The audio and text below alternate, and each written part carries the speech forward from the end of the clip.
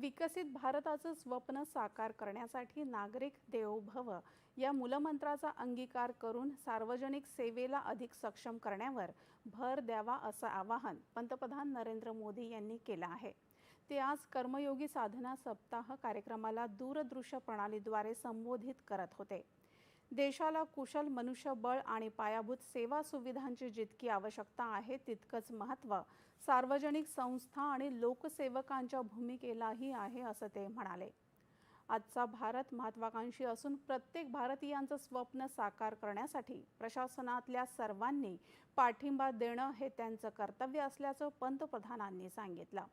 देशातल्या प्रत्येक नागरिकाला राहणीमान, सुलभता आणि दर्जेदार आयुष्य मिळावं यासाठी प्रत्येक लोकसेवकानं कर्मयोगी भावनेतून कार्यरत राहावं असं ते म्हणाले।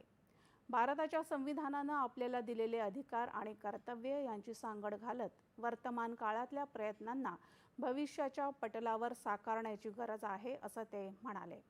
वैयक्तिक परिवर्तनातून संस्थात्मक परिवर्तन घडून येईल असा विश्वास त्यांनी व्यक्त केला।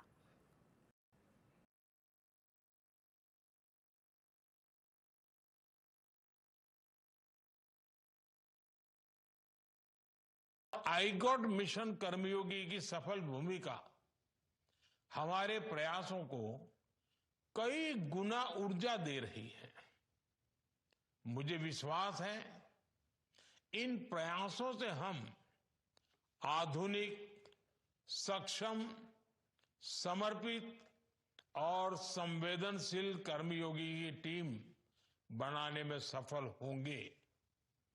हर देशवासी के पास उसके अपने सपने हैं, अपने लक्ष्य हैं और हम सभी पर उन सपनों को पूरा करने के लिए ज्यादा से ज्यादा सपोर्ट का दायित्व है।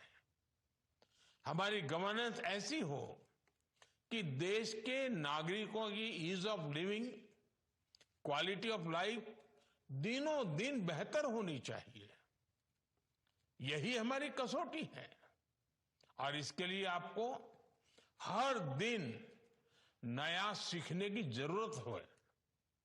आपको कर्मयोगी की भावना में खुद को ढालने की जरूरत है। देशात गेल्या 11 वर्षात शासकीय आणि प्रशासकीय कामकाजात मोठ्या प्रमाणावर तंत्रज्ञानाचा वापर केला जात असून या क्रांतीमध्येच आता कृत्रिम बुद्धिमत्तेचा अंतर्भाव झाला आहे।